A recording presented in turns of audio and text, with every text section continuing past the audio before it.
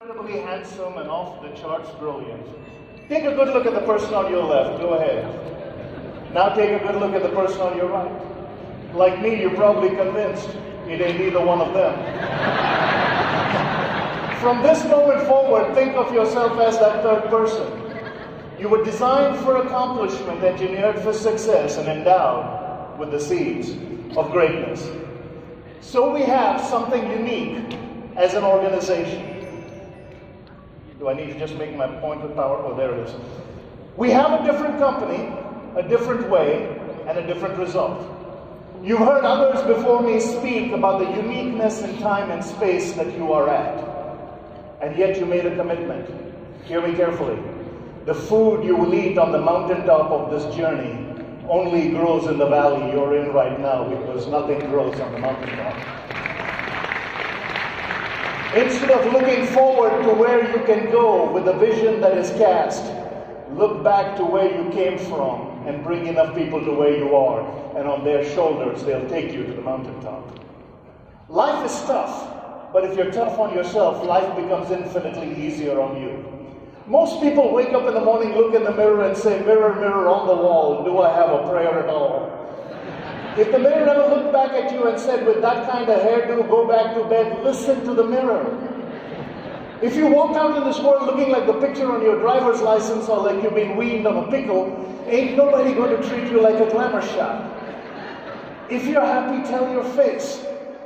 Today we celebrate Memorial Day in these here United States. I came here with $9 in my pocket in 1986. Wondering if there was something called a dream. People often ask me, "How poor were you?" We were so poor we'd go to Kentucky Fried Chicken, lick other people's fingers.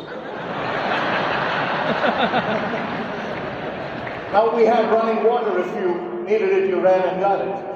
And that's not reasonably far from the truth. See, my father studied under a streetlight to graduate from college. My mother was a child bride. She was betrothed to my daddy when she was little shy of 14, married to him at 16, brother at 17, me at 19. That's my background. Last year at the age of 83, my daddy got his PhD. At the age of 75, my mama got her master's.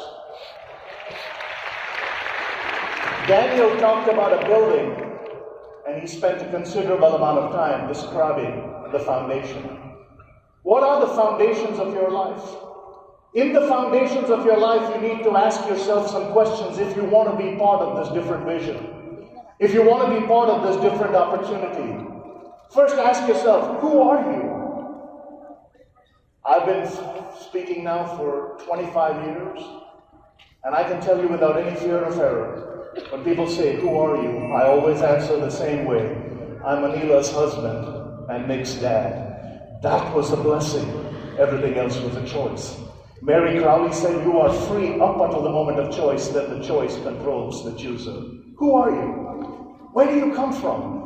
We live in a fickle world in the Western worlds that we occupy now. We borrow money that we don't have, to buy things that we don't need, to impress people we don't like, and become someone we can't recognize. So when a culture is presented to you that says it's not about the how, it's about the why, take it to heart, because when you know why, any how will do. Everything begins to change. That's when you can stand in front of the mirror and say, "Mirror, mirror on the wall, here I am, what's my call?" Life begins to manifest in different ways. Go ahead, you're going to do it right.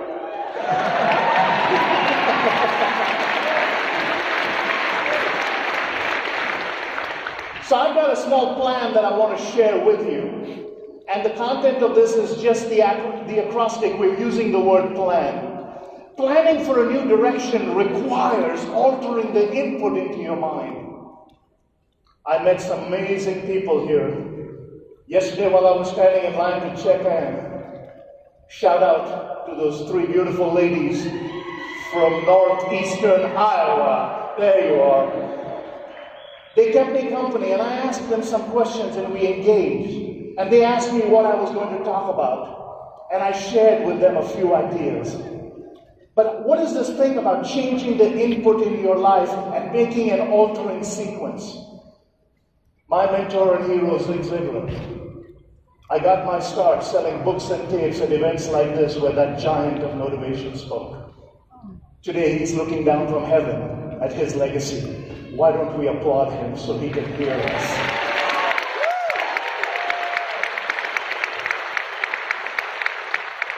One day, he was speaking to a large gathering at the Georgia Dome in Atlanta. And I went and asked him, I said, Mr. Z, can I ever do that? He said, of course you can. I said, I can't imagine. He said, if you can't, you won't.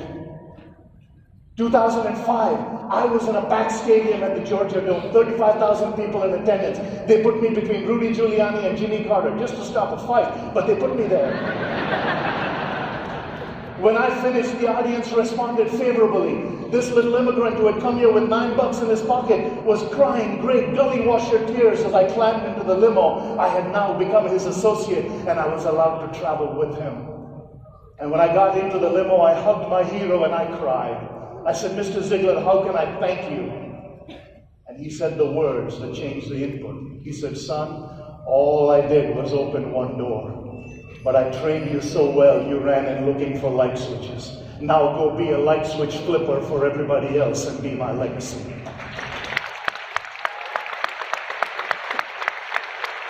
Today and tomorrow, you're going to be challenged by input. See, earthquakes and hurricanes get all the publicity, but termites do more damage. You can make radical changes in minute steps. Eric Hoffer said, in times of change, it is the learners who will inherit the earth, while the learned will find themselves beautifully equipped for a world that no longer exists. When the new input is being presented to you, eradicate the old input that has not worked. And suddenly you will find yourself making some radical changes in the input in your mind. Look at the second thing. Learning new behavior takes effort. January 1 in America and most of the world now, everybody makes a goal, and it's usually a health goal. Husband says you gotta lose the weight. Wife says you gotta lose the weight. Doctor says you gotta lose the weight. Finally, the poor sap says, I'll do it. For 13 days, he'll steam everything. Broccoli, dashboard, cardboard, headboard. He'll eat every god-awful thing. Day number 14, some dirty dog will roll the pastry cart by. With considerable disdain that comes from lack of discipline, this schmuck will eat one lousy donut. While the powdered sugar is still fresh on his upper lip, someone else will say, 2 for 1 chicken fried steak, you want to go? And you have that all-important self-talk. You say, I've already blown it today, I'll start back up tomorrow. Que sera, sera. Another year goes by. Let this not be another decision. Let this be a final decision. Let this not be just another chance. Let this be that final chance. When you change the behavior, when you begin to ask yourself what it is you want to do. See, 97% of the people in this world operate in the comfort zone. Good, honest, tax-paying, law-abiding. 3% operate in the effective zone. The difference between comfort and effectiveness is called growth, and growth is uncomfortable. Raise your right hand for me as high as it'll go. Now raise it a wee bit higher. Why did you do that to begin with? I said as high as it'll go. We all save a little bit for a rainy day that never comes. In Texas, we call this the dead armadillo syndrome. Now, I love Texas. I've lived there for 31 years. I moved there from India and never left. Someone said, why do you love Texas? 3 rules. If it's moving, we tend to hug it. Very, very hospitable people. If it's not, we sell it. Very industrious. If it argues, we shoot it. Very just. But in Texas, we have a saying. We call it the dead armadillo syndrome. Having lived there for over 3 decades, I've yet to see a live armadillo. They're always dead in a 70-mile-an-hour speed zone. I'm wondering why armadillos occasionally don't have a gathering like this and say, dear dad died here. Mom died here. Everybody we know died right here. Let's find a school zone. So when you are given input from people who have blazed the trail, who have dotted the landscape with the expertise of their own recognition, who are saying, I have thought this through and I'm casting a vision. But most humbling for me, sitting backstage, was an organization that has the courage of its own conviction to bow in prayer to the living God. everything changes. Everything changes. So the eternal arithmetic still works. You plus God equals enough. Learn to change this behavior. Watch me carefully. The thoughts you have become the ideas that control your mind. The ideas that control you start leaking into habits that you display. The habits you display becomes the behavior you exhibit. The behavior you exhibit becomes the character that defines you. The character that defines you reveals the destiny you will have. The very way you think reveals how it's going to end. Someone asked me one time, you talk a good game, what do you want people to say at your funeral? I want the pastor to say, he's still moving. Because I got things to do. But I can tell you without any fear of error, if it wasn't for that godly woman that God placed in my life 31 years ago, who has cheerleaded me every day and prayed for me every night, I would not be your speaker today.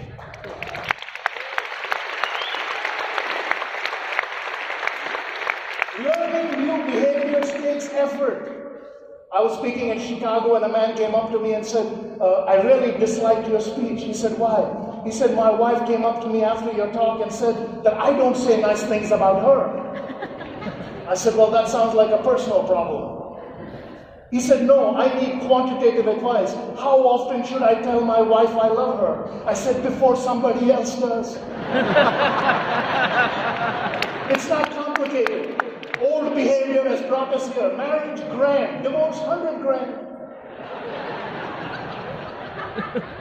But learning new behaviors every day. Brian asked me, what is your discipline? Without any fear of error, I wake up between 30 minutes of 4:30 in the morning, no matter where in the world I am. I may take a nap a little later in the day, but I will wake up at 4:30 and read something. To put into my mind every morning something that is good and clear and pure and powerful and positive.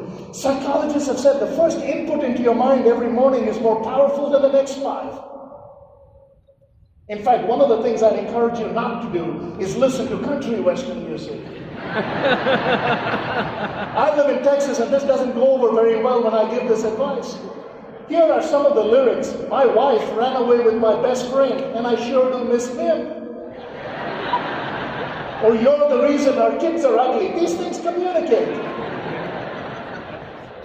But if you listen to information that is fresh, that is dynamic, that is game-changing, on the way to work, listen to information on sales and marketing and leadership and building. On the way home, listen to information on relationships and upbuilding. That way you will go from an 8-hour and a 10-hour and a 12-hour person to a 24-hour champion. For 8 to 10 hours of the day, practice the skill that allows you to make a living. For the balance of the time, invest in the will that allows you to shape a life. When skill and will come together in one cataclysmic moment for the very first time on God's green earth, you will have become that created 24-hour champion.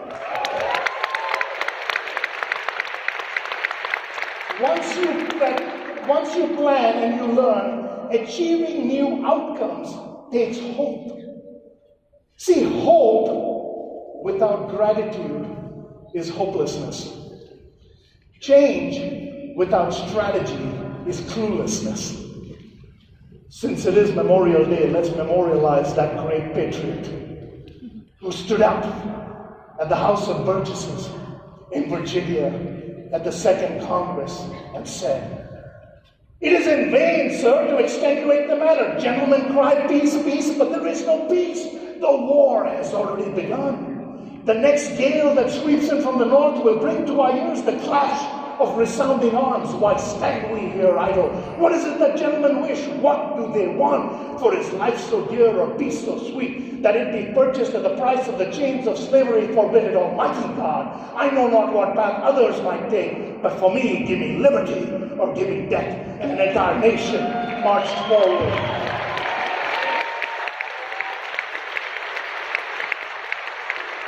You want to lead? You want to build a team? You want to build a legacy? Stop thinking inheritance.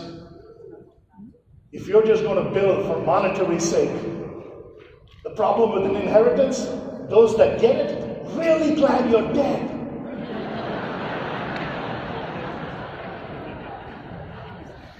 But how do you build a legacy? A word that was used quite extensively. I've been an itinerant for 25 years. 64 countries now, 6 continents, over 5 million miles in the plane, which means I started traveling when my son was all of 3 months old, which means I failed as a father. I was never there to raise him, his mama did. In fact, I tell people she is the longest married single mother I know. On my brother's 18th birthday, I was preaching in a tent in India, and I wrote him a note welcoming him to being an adult. Such is my life. But for his college essay, he's now graduated, he's a mechanical engineer. But for his college essay, this boy of 18 wrote these words. He said, the most inspirational person in my world is my father. How can that be? I was never there.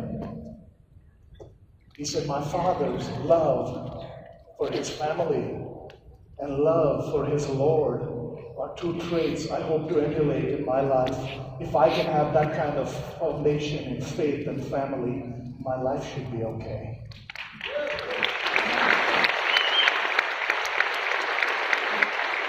Folks, if you want to achieve new outcomes, stop majoring in minors. Stop majoring in minors. Sybil Stanton wrote a book called The 25-Hour Woman. It actually said discipline is not on your back, needling you with imperatives. It's at your side, encouraging you with incentives. See, the day you make yourself a slave to discipline, the world will become your oyster. When you were shown that planner, it's a tool. But how do you make yourself a slave to discipline? Learn some techniques. Learn to do the most disagreeable thing first. As this wise old boy from Alabama once said, if you see a turtle on a fence post, you can rest assured it didn't get there by itself. But he also added, if you want to swallow a frog, you don't want to look at that sucker too long. He ain't going to get no prettier. New outlooks require radical changes. I began in this country, and now as a global ambassador, with a thicker accent than I have now. Language was a problem. Enunciation was a problem. Pronunciation was a problem. I couldn't tell a story to save my life. I couldn't tell a joke to save a speech. I remember many a parking lot in the early days, overhearing my own presentations to clients that I had secretly recorded. Now the government will do that for you, by the way. In the early days, we had to do it secretly. And then I would listen to the recording and open a dictionary and find other words that I could pronounce more easily. I was 31 and 32 at that time, and I already had a master's degree. How desperately do you want to change? How desperately do you want... See, it doesn't have anything to do with age. Pablo Casals was 90 when he was practicing his cello, and someone said, why do you still practice? You're a maestro. He said, I think I'm making progress. Matty Stepanek was all of 7 when he started appearing on Larry King Live. He died by the time he was 13, but wrote 7 books on poetry. Where do you stand in that gap of age? It has nothing to do with gender. It has nothing to do with ethnicity. It has nothing to do with cultural origin, nothing to do with demographics, nothing to do with geography. I can show you people from every walk of life who have made it. What did they have? A unique selling proposition. 7 billion people on planet Earth. There is not another just like you. You're unique in every attribute. You have to look at it that way. If there was a chance that there would be someone else like you, you could begin to compete against someone else. Since there's only one of you, you have to compete with yourself. Going to bed every night with the desire to wake up tomorrow and be a little closer to the goals you set for yourself. Lastly, nurturing new desires takes a team. How do you begin to understand this world? I serve alongside a man by the name of Dr. Ravi Zacharias, who's considered one of the foremost thinkers in the Western Hemisphere. Dr. Zacharias was asked this question one time. What are you doing? By an elderly man. Being an erudite, sophisticated communicator, he tried to answer. And the gentleman said, no, what you're doing right now is building memories. Make them good ones. What you're doing right now is building memories. Make them good ones. So how do we nurture the folks around us? You need to know more about the people you're trying to raise than you know about yourself. You need to know more about cultures and people groups for the very first time in human history. Digitally, we are much more covered and connected than we have ever been. So one of the things I would encourage you to do is read about this world. I read quite voraciously. I've read on average at least one book a week for the last 21 years. A wise man once said, if you want to do something, do it immediately and do it flamboyantly. Another one said, this eyes the windows of the soul, distorts the heavens from pole to pole, and goads us to believe a lie when we see with and not through the eye. We're supposed to look through the eye with a conscience. So let me give you a few more steps, and then we'll be done.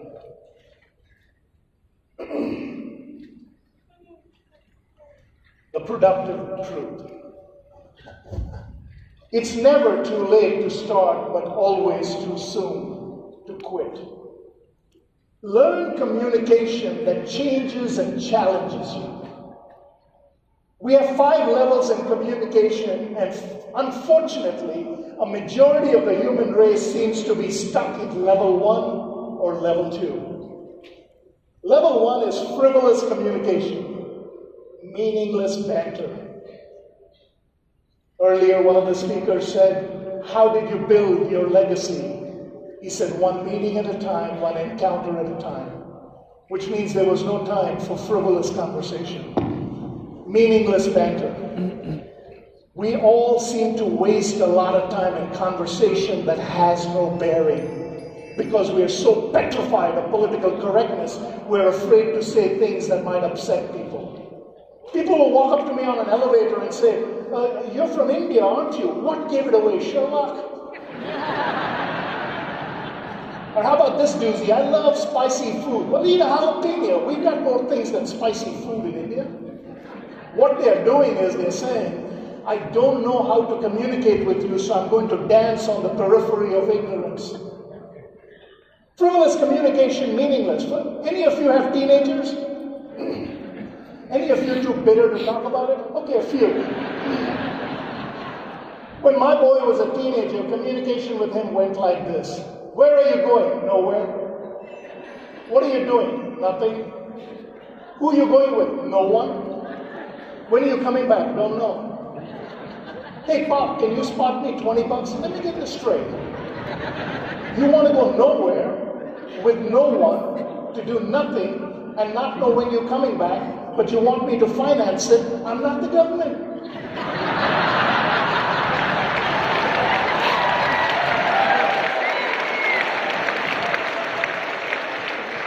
I was speaking in Arizona, and I said something to this effect. I said, as far as Indians go, I'm the real deal. And someone actually took offense to that in this world of safe spaces. She came up to the front and said, I can't believe you said she said, I'm a full-blooded Indian. I said, okay, come up to the front. If you're going to destroy me, do it with my microphone. I said, do you want me to answer your question culturally, historically, geographically, or factually? She said, I don't know, those are all big words, but I'm a full-blooded Indian. I said, ma'am, Columbus was looking for me. He found you by mistake.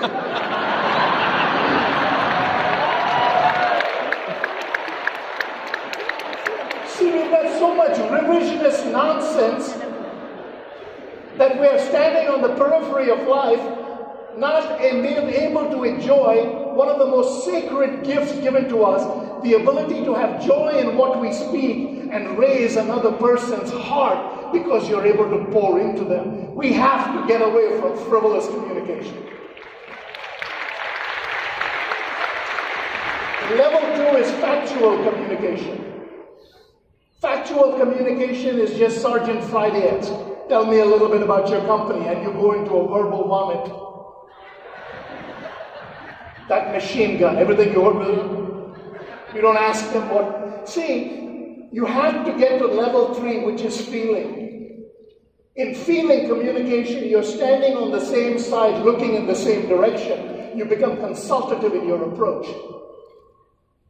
I remember I came back from a trip and my bride comes up to me and she says, apparently I'm the only one in the house who knows how to load a dishwasher.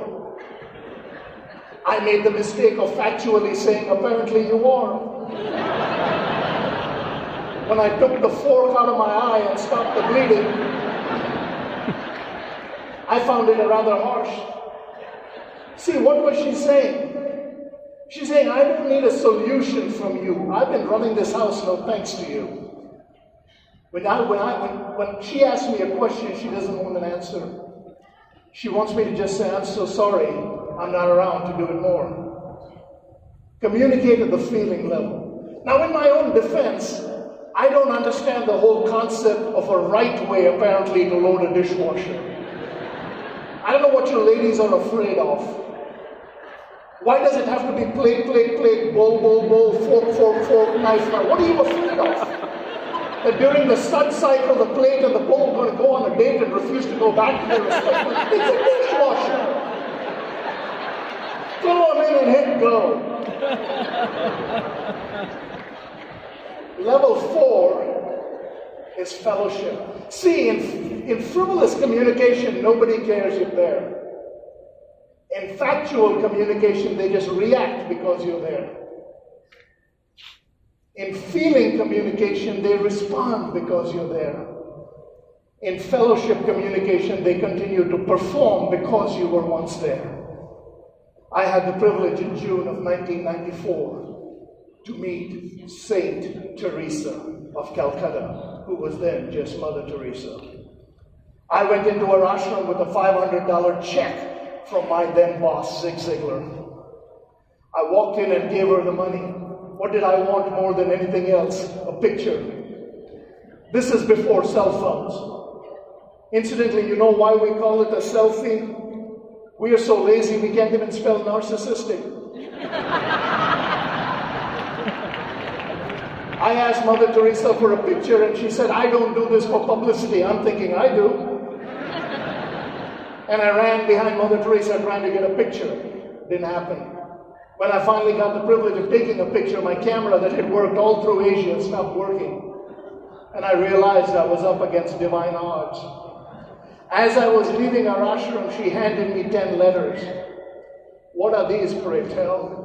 Oh, these are letters of encouragement to my sisters who man the AIDS hospices in Washington and New York, San Francisco, and Dallas.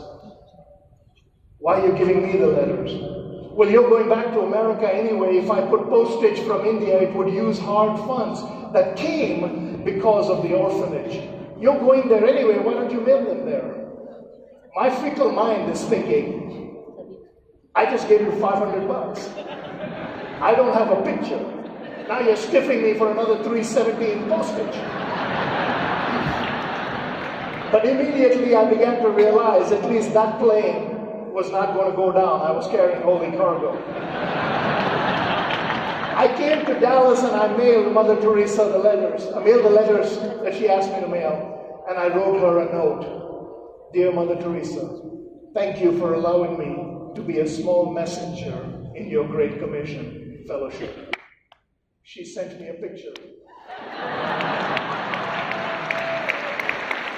On On one side was scripture. I carved the name on the palm of my hand. I will never forget you. I have loved you. I have claimed you. A combination from Isaiah. But on the front was a note that changed my life that sits on my nightstand. Dear Krish Dunham, say yes to the least of humanity. By picking up those most deserving in the eyes of a loving God, you will have participated in the greatest good of all. That was the day my bride and I decided that we would do something for the land of our birth. I started a foundation many years later. I go to India 5 times a year and put on events for people who cannot pay to come anywhere and who cannot pay to go anywhere. But it was Mother Teresa's seed that she sowed all the way back in 2005 that gives me a cause now, fellowship. They continue to perform because you were once there. Wouldn't that be a great legacy?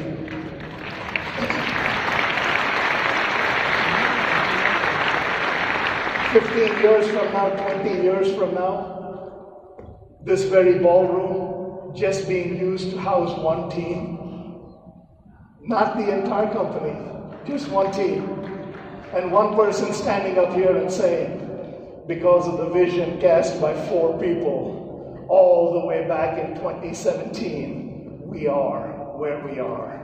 Fellowship. Change the way. And last is freedom. Freedom communication, you don't care what people say because you know you speak the truth. See, words matter.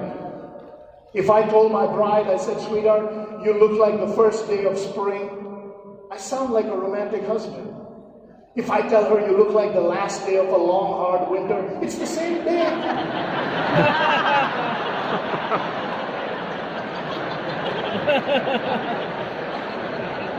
If I tell her when I look at you, the hands of time sees, I sound like Milton. But if I tell her you have a face that'll stop a clock, it's the same thing. See, words matter. So when you look at this, never too late to start, but always too soon to quit, ask yourself, what is your self-talk? Are the words coulda, woulda, shoulda, hesitation hill? If only I had gotten earlier. If I knew someone further up. Is the time right for me? 77% of all self-talk is negative. 77% of all illnesses are psychosomatic. We live in very, very precarious times. Change your input. Innovation has to follow inspiration. You have to change different things. You have to change different ideas. Now, I have a thick skin. Very few things bother me. I remember when we first moved to Dallas, our goal was 4 years after I landed in this country, I would own my own home because I never went to school here. So it would be the equivalent of me having gone for 4 years to school and my first job, I buy a house. Anila and I lived in some very desolate places. She comes from a fairly affluent family, but she partook in my misery so that we could achieve a dream. September of 1990, 4 years after we had moved to this country, we moved into our first home in Flower Mound, Texas. And I was so excited. I was out there mowing my yard. I now own the small piece of the greatest land on planet Earth. I own my own mower, and I own my own yard. And I was mowing it when the neighbor comes up and says, how much?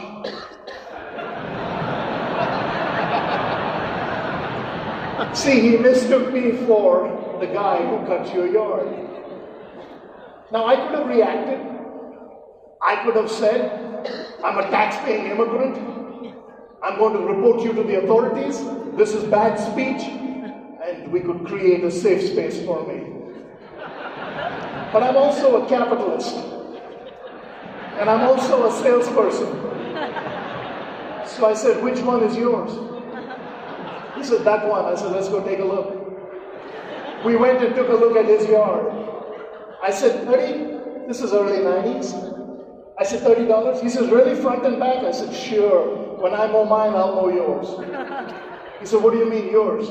I said, yeah, we just bought this house yesterday. He said, oh my God, I made a horrible mistake. I said, I'm a speaker.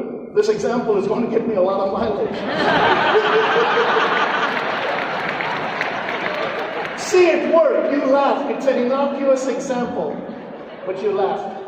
Laughter Understand, folks, if you want to have innovation that follows the inspiration, learn to laugh. We have lost the ability to laugh. You need to laugh. People are laughing at you anyway. Mr. Ziegler used to say, there's some new scientific evidence that if you have a tendency to laugh and you suppress the laughter, it'll come back inside and spread your hips. So let it out to get expensive on the wardrobe. Innovation. The desire to change. But why don't we laugh? When it is such a healthy... See, when you laugh, how many of you are willing to admit that about 40 minutes odd into my talk, you are physiologically more alert than when I began? Yeah, do you think it's because I put something in the seats? No, I said something from here that you processed with information and it gave you a high. The receptacles at the end of your brain stems gave you what is called the neurotransmitter release, dopamine, serotonin, norepinephrine. A total stranger on an afternoon of your life put positive words into your head that give you an internal jogging. Why don't we do that every day? Yes. Because we confuse motivation with manipulation. When you want to build a team, motivate them so that they will look better, not because you look better. If you raise them up, maybe you'll rise along. But do it because Mr. Ziegler's core philosophy was you can have everything in life you want if you just help enough other people get what they want. But that has to be a philosophy. It cannot be a tactic. You have to do it because it's the right thing to do.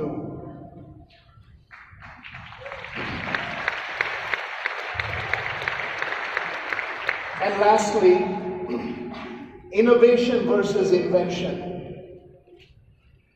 For whatever reason, we think that we have to reinvent the wheel. You don't. People who have come before you have built the system. Their own experience has allowed them to build a better system. Their own life journey has allowed them to create a better process. Their own identities and relationships have allowed to put forward things that you don't need to learn.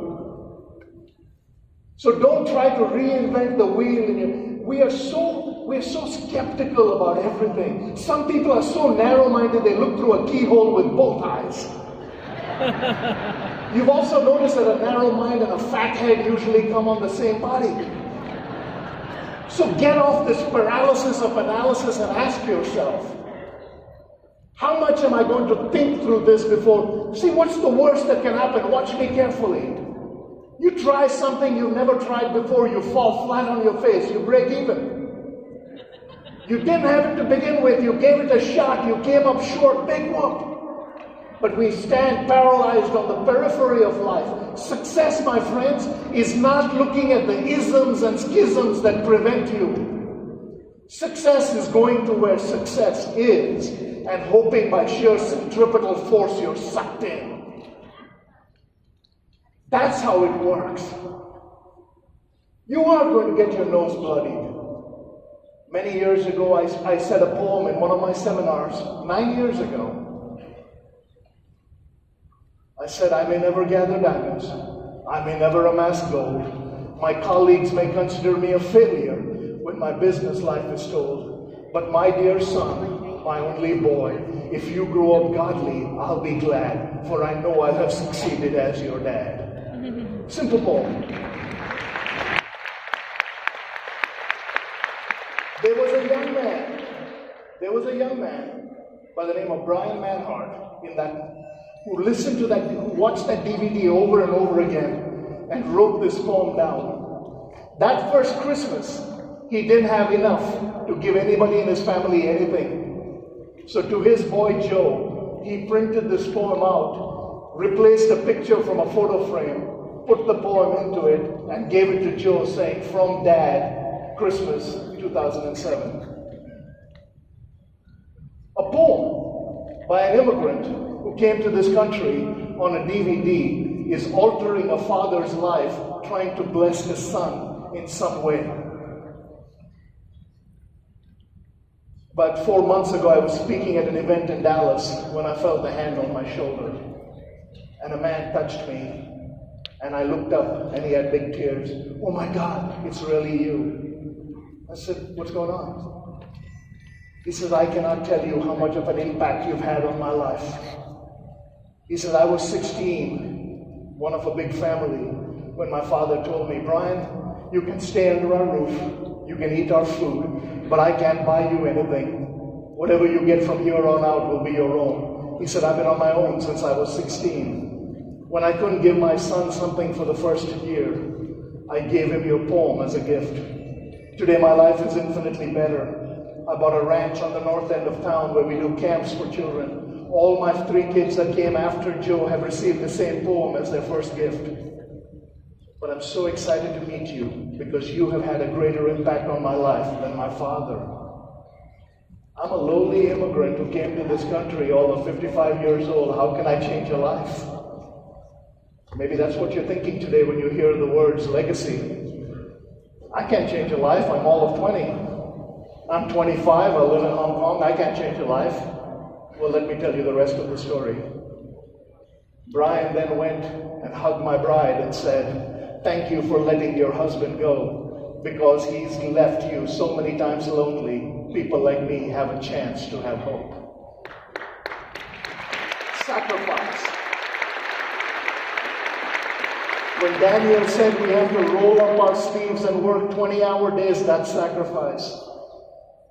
But I was in India when I got the most excited call from my boy, away from him again. He said, "Pop, you're not going to believe it, but a man came up to me and held my hands and said, 'Nicholas, let me feel the hands your father has blessed. Dad, I'm so proud of you.'" Sacrifice. There is no easy way, folks. If there was an easy way, someone would have found it. Life is tough. But if you're tough on yourself, life will become infinitely easier on you. But have a thick hide about this. Put a little pep in your step, a little bounce to your ounce. Have some fun along the way.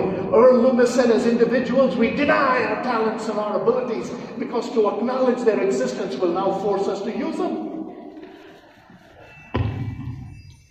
John Maxwell said, if there's hope in the future, there's power in the present. Alfred Adler, the great psychologist, said, hope is the foundational quality of all change. So what is your hope today? What is your dream today? What is your aspiration? You want to be a game changer? You want to be a boundary basher? You want to be a vision caster? You want to be a team builder? You want to be a brand builder? Ask yourself, 7 billion planet Earth, only one you. Will you stand on this side saying, I wish I had? But 20 years later, when a team is meeting here, you're the honored guest because you're at the highest level of the organization. Will you be able to stand up here and say, I'm glad I did? I wish I had is a life of regret. I'm glad I did is one of possibility. Let me end with one of the fun stories that took place in my life many years ago. I had done a seminar for a Fortune 30 company. I was flying higher than a kite. I had arrived. I don't know what it's like for you to land in a country with no money. I remember sitting in that room holding all my life's possessions in that cold March morning at the John F. Kennedy Airport in New York. And my bride had to come back later through the other line. 2.5 hours, they interrogated me in that room. That's how they did it back then. I actually went through a citizenship test where she asked me, tell me what happened in 1862. And I was ready to put a verbal dump on her because I'd been planning. She said, oh no, honey, in America it's multiple choice. I knew I was going to make it.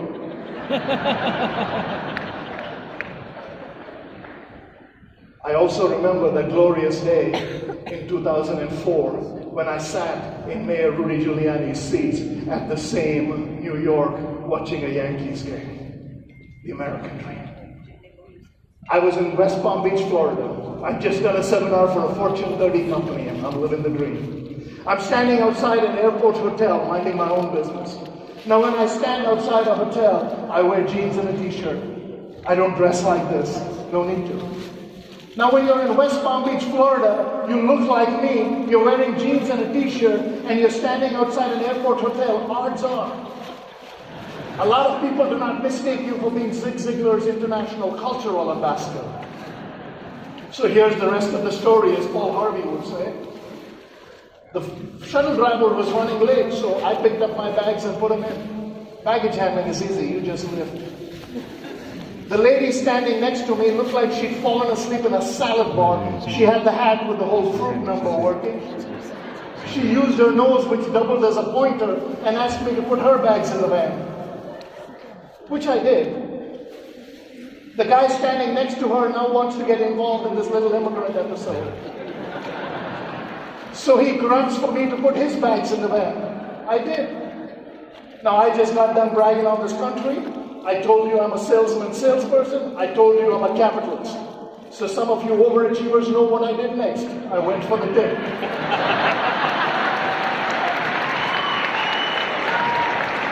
I put my hand in front of the gal. She gave me $1 and change.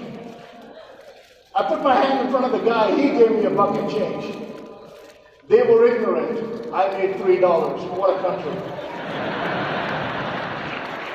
Now we got into the van. I flipped my luggage tag over, which has my title, Intergalactic Yoda for Motivational Mecca or whatever.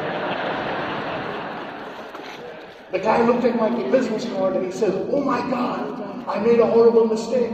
I said, "You're not getting your money back." At which point he said the words that make the story told and retold. He said, "I wish all my employees at your disposition." See, I've talked for going on 50 minutes. And all I've talked about is disposition. The crying need of the hour. When we stand in front of that mirror and say, "Mirror, mirror on the wall, here I am, what's my call?"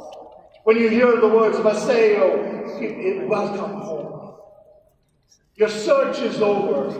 Your ship is arrived. See, most people will stand on the harbor of life waiting for their ship to come in, knowing in their heart it never set sail. And here you are, waiting. And the people are saying, "Welcome home." So let me close like I've always closed. Folks, I have literally traveled the world and the 7 seas. I've been on my highs, and many a night I went on my knees.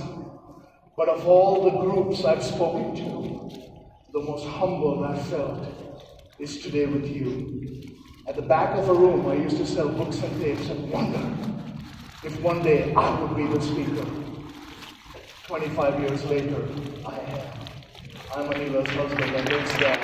God bless you. Ladies and gentlemen, please welcome